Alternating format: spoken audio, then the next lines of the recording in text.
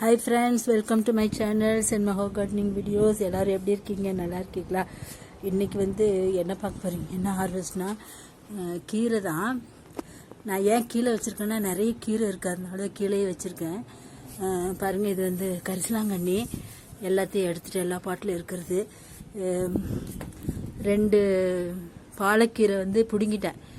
நிறைய பாருங்க, இது ஒரு 2 செடி விட்டுருக்கேன். நிறைய விதை வந்திருக்குது, அதனால அதை விட்டுட்டுருக்கேன். 2 செடி பாருங்க, செடி விதையோடு தான் பிடுங்கிட்டேன்.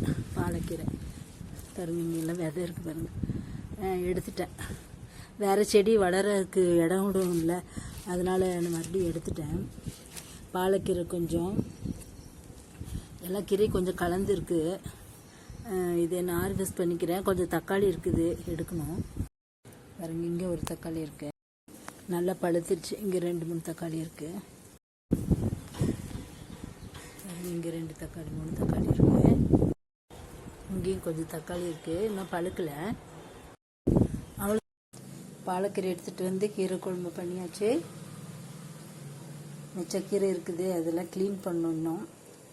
இந்த வீடியோ உங்களுக்கு பிடிச்சிருந்தா லைக் பண்ணுங்கள், ஷேர் பண்ணுங்கள், சப்ஸ்கிரைப் பண்ணுங்கள்.